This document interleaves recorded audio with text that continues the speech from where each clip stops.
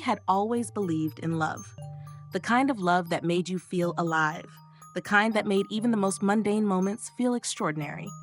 She had found that love once, back in college, with a man who had filled her world with warmth and laughter. His name was Ryan, and for years, they had been inseparable. They had dreams of building a future together, of traveling the world hand in hand, of proving that love could conquer anything. But reality had other plans. Ryan came from an affluent family, one that valued status and wealth above all else. His parents disapproved of Emily from the very beginning, seeing her as nothing more than a small-town girl with no pedigree to match their expectations. They were polite to her face but ruthless behind closed doors, making it clear that she was not the kind of woman their son should be with. At first, Ryan fought for their relationship. He reassured Emily that love mattered more than family approval, that he would stand by her no matter what. But as time went on, the pressure mounted. His family made threats, cutting off financial support, sabotaging his career prospects, making him choose between them and the woman he loved. In the end, Ryan broke. He came to her one evening, his face pale, his voice shaking, and told her it was over. "I can't do this anymore," he whispered. "I'm sorry, Em." And just like that, the future she had envisioned crumbled. Heartbroken, Emily returned to her hometown, determined to bury the past and rebuild her life. She threw herself into her career, working tirelessly as a banker, earning the respect of her colleagues and financial stability for herself. But as the years passed, the weight of expectation grew heavier. At 29, she was constantly reminded by her mother that time was running out. "A woman can't wait forever," her mother would sigh. "You're successful, but success doesn't keep you warm at night." The words stung because, deep down, Emily knew her mother wasn't entirely wrong. Loneliness was a quiet ache she had learned to live with, but society refused to let her forget it. Her mother began introducing her to potential suitors, and Emily, exhausted from fighting against tradition, finally gave in. That was when she met Daniel, the man who would soon become her husband. Emily had never imagined she would marry a man like Daniel. He was everything Ryan wasn't: practical, responsible, and above all, approved by her mother. He worked as a financial consultant, came from a respectable family, and was the kind of man who believed in stability over passion. Their relationship wasn't a whirlwind romance. It was a carefully planned arrangement, one that made sense on paper. When they first met, Emily found his presence reassuring. He was kind, attentive, and dependable. He asked about her day, remembered small details about her life, and treated her with the respect she knew she deserved. It was easy to say yes when he proposed, easy to convince herself that love didn't have to be fiery or all-consuming, that maybe love, real love, was about comfort and security.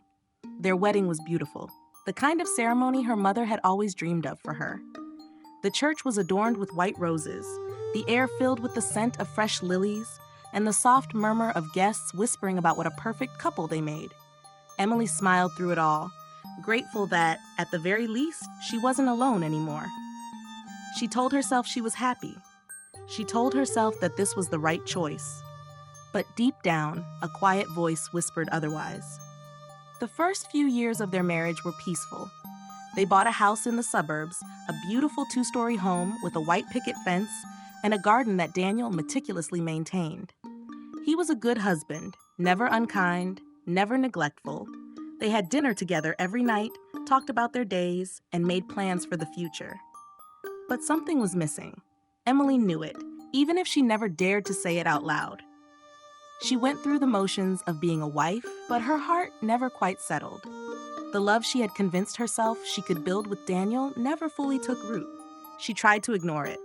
She reminded herself of all the reasons she had married him, all the ways he had been good to her. But love, true, undeniable love, could not be forced. And as time went on, the weight of that realization became unbearable. She found herself reminiscing about Ryan, wondering what might have been if he had fought harder, if she had held on a little longer. She hated herself for it, for betraying a man who had done nothing wrong. Daniel sensed the shift. He wasn't an unobservant man. He noticed the way Emily's smiles no longer reached her eyes, the way she seemed distant even when they were sitting side by side. One evening, as they sat in their dimly lit living room, he finally asked, "Are you happy, Emily?"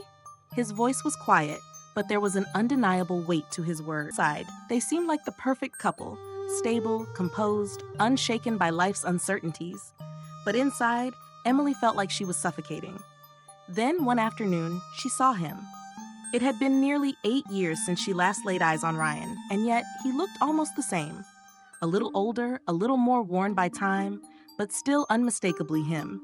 She was walking through a downtown bookstore searching for a novel to distract herself when she heard his voice, low, familiar, sending a shiver through her spine.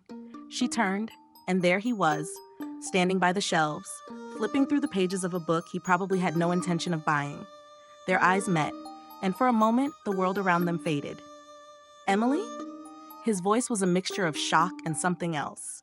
Something softer. She swallowed, gripping the book in her hands like it was the only thing keeping her steady. Ryan. Neither of them moved. The past rushed between them like an unspoken current, filled with memories, regrets, and the weight of words left unsaid. "How have you been?" he asked finally, stepping closer. She forced a smile, the kind she had mastered over the years. "I'm good, married now." She lifted her left hand slightly, as if to prove it. A flicker of something passed through Ryan's eyes, but he nodded. "I heard." And just like that, reality set in. They were no longer the reckless, love-struck young adults they had once been.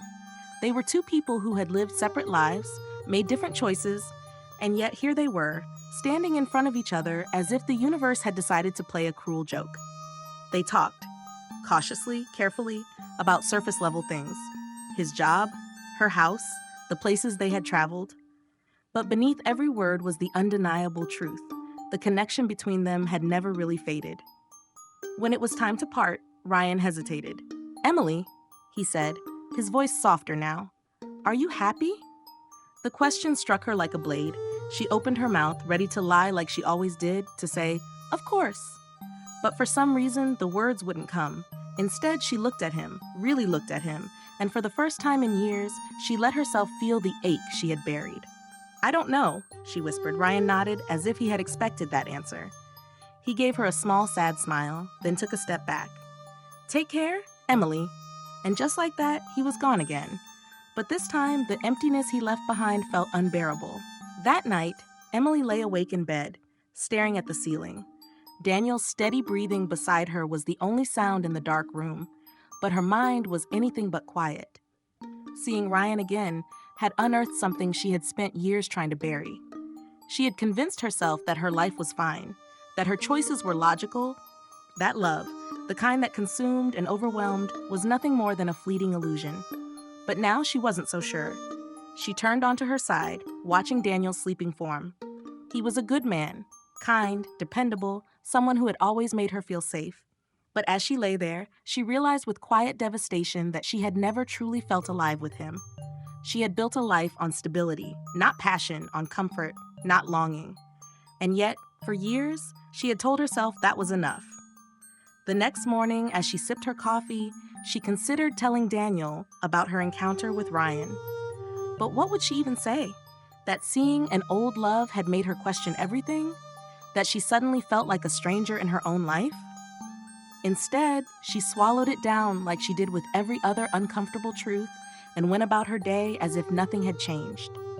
But something had changed. She found herself distracted at work, her thoughts drifting to Ryan. Had he felt it too? That pull, that unmistakable familiarity? Or had he simply seen her as someone from his past, a distant memory that no longer held meaning? The questions haunted her, gnawed at her in ways she didn't understand. A week later, she found herself back at the bookstore, standing in the same aisle where they had met. She told herself it was a coincidence, that she just needed another book. But deep down, she knew better. She scanned the shelves, half expecting, half hoping to see him again. But Ryan wasn't there. Disappointment settled in her chest, heavier than she anticipated. She sighed, picking up a random book, trying to shake the feeling. "You always did love this place." Her breath hitched. She turned, and there he was. This time, there was no shock, no hesitation, just a quiet acknowledgement of something inevitable.